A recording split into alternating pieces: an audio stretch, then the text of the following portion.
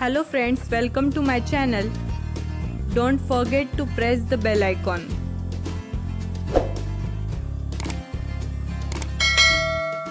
इस वीडियो में हम कक्षा 8वीं 9वीं और 10वीं में रचना विभाग के अंतर्गत उपयोजित लेखन का जो प्रश्न है निबंध लेखन, इसके बारे में जानकारी लेने वाले हैं।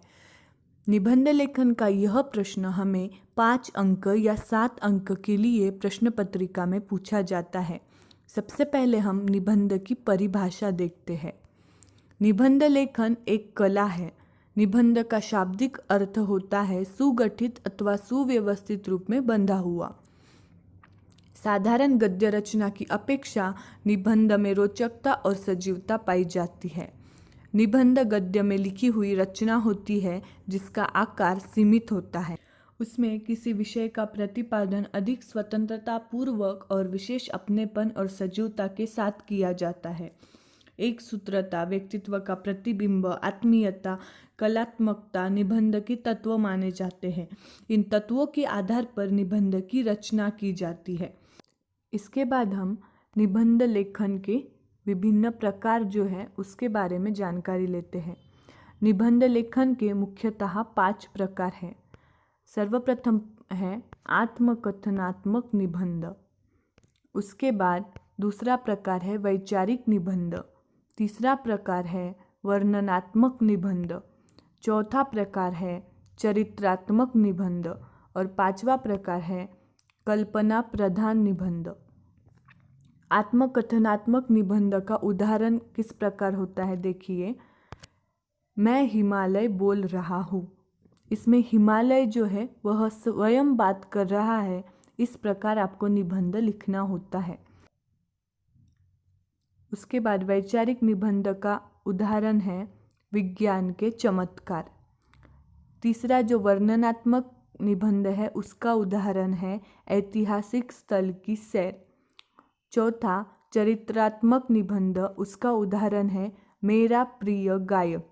और 5वां कल्पना प्रधान, जिसमें कल्पना की जाती है, उसका उदाहरण है यदि मोबाइल न होता तो। इस प्रकार निबंध लेखन और उसके कुछ उदाहरण हमने देखे। इसके बाद अब हम देखते हैं निबंध के अंग। निबंध के मुख्य रूप से 3 अंग माने जाते हैं। भूमिका या परिचय, यह निबंध का आरंभ होता है। मतलब हम शुरुआत में जो प्रस्तावना लिखते हैं उसमें इस भाग का समावेश होता है। इसीलिए भूमिका आकर्षक होनी चाहिए जिससे पाठक पूरे निबंध को पढ़ने हेतु प्रेरित हो सके। प्रस्तावना ही हमें बहुत आकर्षक करनी है जिसकी वजह से आपका निबंध और ही ज़्यादा प्रभावी होगा। दूसरा जो अंग है वह है विस्तार। भूमिका के पश्चात निबंध का विस्तार होना शुरू होता है। इस भाग में निबंध के विषय से संबंधित प्रत्येक पक्ष का अलग अलग अनुच्छेदों में वर्णन किया जाता है। प्रत्येक अनुच्छेद की अपने पहले तथा अगले अनुच्छेद से संबद्धता अनिवार्य है। इसके लिए विचार क्रमबद्ध होने चाहिए। जब भी हम कोई निबंध लिखते हैं तो निबंध विषयानुरूप लिखें। तीसरा अंग है उपसंहार। इस अंग के अंतर्गत निबंध में व्यक्त किए गए सभी विचारों का सारांश प्रस्तुत किया जाता है। हमने जिस निबंध के बारे में जानकारी लिखी है उस पर हमारा जो विचार है वह हम सारांश के रूप में व्यक्त कर सकते हैं। अब इसके बाद देखते हैं निबंध लिखते समय हमें किन बातों की ओर ध्यान देना है। प्रारंभ, विषय विस्तार, समापन, इस क्रम से निबंध लिखें। जैसे हमने अभी 3 अंक देखे उसी प्रकार आपको निबंध लिखना है। उसके बाद विषयानुरूप भाषा का प्रयोग करें। भाषा प्रवाही, रोचक और मुहावरेदार हो।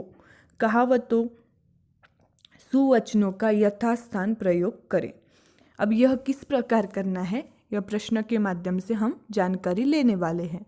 उसके बाद शुद्ध, सुवाच्य और मानक वर्तनी के अनुसार निबंध लेखन आवश्यक है। आपकी जो मातृभाषा है जैसे मराठी है या कोई जो दूसरी मातृभाषा है उसके जो शब्द है वह आप निबंध में ना उपयोग करें। सहज, स्वाभाविक और स्वतंत्र शैली में निबंध की रचना हो। उसके बाद विचार स्पष्ट तथा क्रमबद्ध होने चाहिए। निबंध की रचना करते समय शब्द चयन, वाक्य विन्यास की ओर ध्यान अवश्य देना चाहिए। निबंध लेखन में विषय को प्रतिपादित करने की पद्धति के साथ ही कम से कम 4 अनुच्छेदों की रचना हो। निबंध का प्रारंभ आकर्षक और जिज्ञासावर्धक हो। आपको 4 परिच्छेद में आपका निबंध लेखन करना है। आपको शब्द की मर्यादा 80 से 100 शब्दों तक दी जाती है।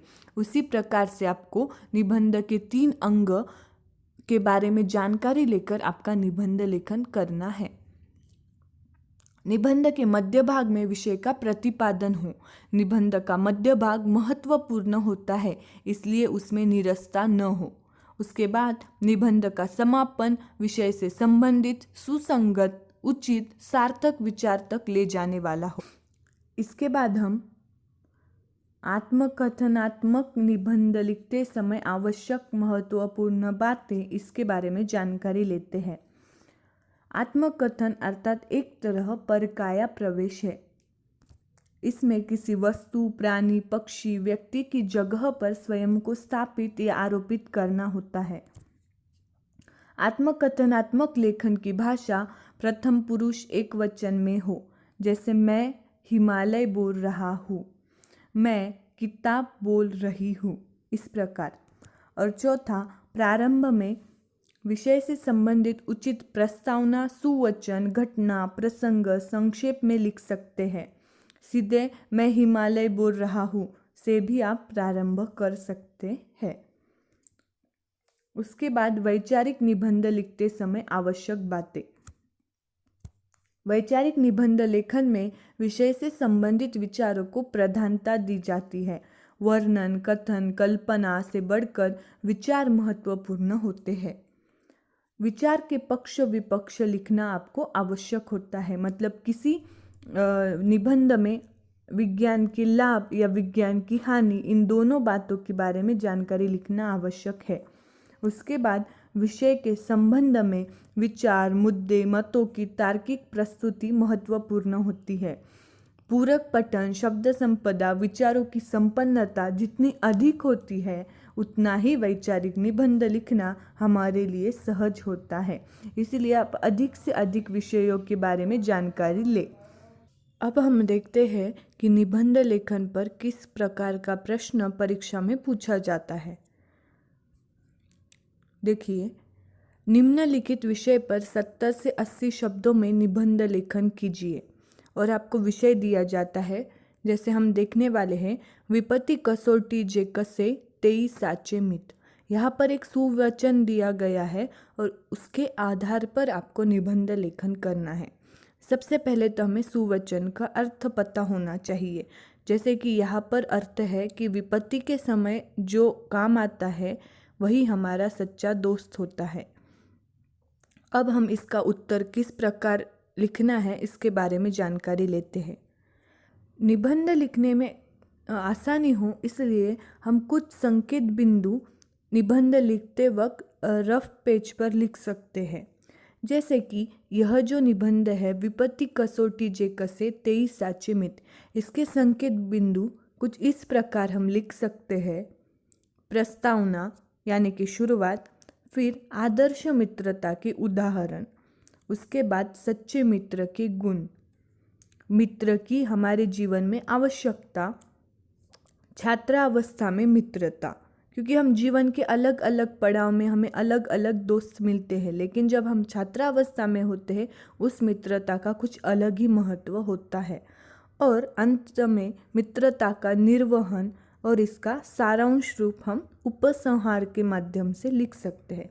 इस प्रकार निबंध लिखते वक्त कुछ मुद्दे आप अपने हिसाब से रफ पेज पर लिख ले, लेकिन याद रहे कि ऐसे मुद्दे देकर हमें निबंध उत्तर में नहीं लिखना है। सिर्फ यह हमें आसानी हो इसलिए हम लिख कर रख सकते हैं। उत्तर लिखते वक्त सर्वप्रथम हम निबंध को शीर्षक देंगे, जो कि हमें प्रश्न में ही बताया होता है। विपत्ति कसौटी जे कसे 23 साचे मित, यहाँ पर एक सुवचन दिया गया है और उस पर आधारित निबंध लेखन हमें करना है। तो अब हम संकेत बिंदु के हिसाब से प्रस्तावना करते हैं। मनुष्य सामाजिक प्राणी है, उसके जीवन में सुख दुख का आना जाना लगा रहता है। उसके अलावा दिन प्रतिदिन की समस्याएं उसे तनावग्रस्त करती है। इससे मुक्ति पाने के लिए वह अपने मन की बातें किसी से कहना सुनना चाहता है। ऐसे में उसे अत्यंत निकटस्थ व्यक्ति की ज़रूरत महसूस होती है। इस ज़रूरत को मित्र ही पूरी कर सकता है। मनुष्य को मित्र की आवश्यकता सदा से ही रही है और आजीवन रहेगी। इस प्रकार हम शुरुआत में प्रस्तावना के माध्यम से मैत्री या मित्रता का महत्व बता रहे हैं। उसके बाद दूसरे परिच्छेद में हमने जीवन में मित्र की आवश्यकता इसके बारे में जानकारी लिखी है। जीवन में मित्र की आवश्यकता प्रत्येक व्यक्ति को पड़ती है। एक सच्चा मित्र औषधि के समान होता है, जो व्यक्ति की बुराइयों को दूर कर उसे अच्छाइयों की ओर ले जाता है। मित्र ही सुख दुख के वक्त साथ आता है। वास्तव में मित्र के बिना सुख की कल्पना नहीं की जाती, क्योंकि अलसस्य कुतो विद्या, अविद्यस्य कुतो धनम, अधनस्य कुतो मित्रम, अमित्रस्य कुतो सुखम। अब देखिए, यहाँ पर हमने एक संस्कृत सुवचन का उपयोग किया है, जिसके माध्यम से हम मित्रता का जिंदगी में जो महत्व है उसके बारे में आवश्यक जानकारी दे रहे हैं। इसके बाद हम अगले अनुच्छेद में आदर्श मित्रता के कुछ उदाहरण देकर अपनी बात रख सकते हैं।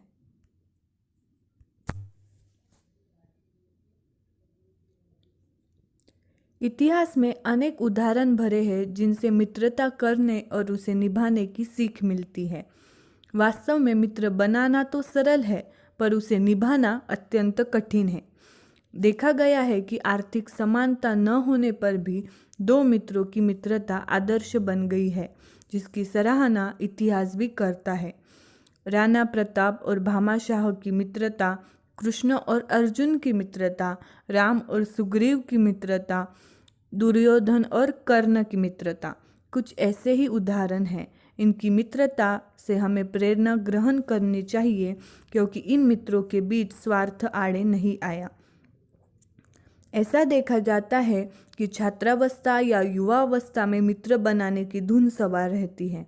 बस एक दो बार किसी से बातें किया, साथ साथ नाश्ता किया, फिल्म देखी, हंसमुख चेहरा देखा, अपनी बात में हाँ मिलाते देखा और मित्र बन गया। पर ऐसे मित्र इतनी जल्दी बनते हैं, संकट देख उतनी ही जल्दी साथ छोड़कर दूर भी जाते हैं। ऐसे ही मित्रों की तुलना जल से करते हुए रहीम ने कहा है, जाल परे जल जात बही, तजी मीनन को मोह, रहीमन मछरी नीर को तऊ न छाड़ती छोह। अब यह जो अनुच्छेद है, इसमें हमने छात्रावस्था में जो मित्रता होती है उसके बारे में जानकारी दी, और मित्र के जो प्रकार है, जैसे कि स्वार्थ या निस्वार्थ भाव से की गई मित्रता, इसके बारे में एक सुवचन के माध्यम से अपनी बात रखी। उसके बाद अगले अनुच्छेद में हम लिख सकते हैं, जीवन में सच्चे मित्र का बहुत महत्व होता है। एक सच्चे मित्र का साथ व्यक्ति को उन्नति के पथ पर ले जाता है और बुरे व्यक्ति का साथ पतन की ओर अग्रसर कर देता है। सच्चा मित्र जहाँ व्यक्ति को अवगुणों से बचाकर सद्गुणों की ओर ले जाता है, वही कपटी मित्र हमारे पैरों में बंधी चक्की के समान होते हैं, जो हमें पीछे खींचता रहता है। यदि हमारा कोई मित्र जुआरी या शराबी निकला तो उसका प्रभाव एक न एक दिन हम पर अवश्य पड़ना है। इसके विपरीत सच्चा मित्र सुमार्ग पर ले जाता है। वह मित्र के सुख दुख को अपना सुख दुख समझकर सच्ची सहानुभूति रखता है और दुख से उबारने का हर संभव प्रयास करता है। ऐसे मित्र के बारे में कवि तुलसीदास ने लिखा है, जे मित्र दुख होए दुखारी, तीन ही विलोकत पातक भारी, निज दुख गिरी सम रज कर जाना, मित्र का दुख रज मेरु समाना। अब देखिए, यहाँ पर हमने जो अच्छा सुवचन है मित्रता के बारे में, उसका उपयोग किया है और जीवन में सच्चे मित्र के बारे में जानकारी दी है। सच्चे मित्र का हमारे जीवन में क्या महत्व है, क्या आवश्यकता है, इसके बारे में हमने अनुच्छेद में लिखा है। और अब हम इसका जो अंत है वो इस प्रकार करेंगे जिसमें हम हमारा जो निबंध है उसका संपूर्ण सारांश या उपसंहार लिखेंगे। सच्चा मित्र अपने मित्र को कुसंगति से बचाकर सन्मार्ग पर ले जाता है और उसके गुणों को प्रकट कर सबके सामने लाता है। मित्रता का निर्वहन मित्रता के लिए यह माना जाता है कि उनमें आर्थिक समानता होनी चाहिए, पर यदि सच्ची मित्रता है तो दोनों मित्र के बीच धन, स्वभाव और आचरण की समानता न होने पर भी मित्रता का निर्वाह हुआ है। सच्चे मित्र अपने बीच अमीरी गरीबी को आड़े नहीं आने देते। कृष्ण सुदामा की मित्रता का उदाहरण सबके सामने है। उनकी हैसियत में जमीन आसमान का अंतर था, पर उनकी मित्रता का उदाहरण आज भी हमें दिया जाता है। इसी प्रकार अकबर, बीरबल, कृष्णदेवराय और तेनालीरामन की मित्रता का उदाहरण हमारे सामने है। मित्रता अनमोल वस्तु है जो जीवन में कदम कदम पर काम आती है। एक सच्चा मित्र मिल जाना गर्व एवं सौभाग्य की बात है। जिसे सच्चा मित्र मिल जाए उसे सुख का खजाना मिल जाता है। हमें मित्र बनाने में सावधानी बरतनी चाहिए। एक सच्चा मित्र मिल जाने पर मित्रता का निर्वहन करना चाहिए। सच्चे मित्र के रूठने पर उसे तुरंत मना लेना चाहिए।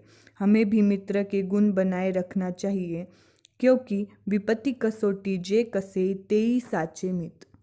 देखिए, अत्यंत सुंदर प्रकार से हमने यह निबंध लिखा है, जिसमें हमने पहले संकेत बिंदु लिखकर उस प्रकार से निबंध में सर्वसमावेशक बातें रखी है।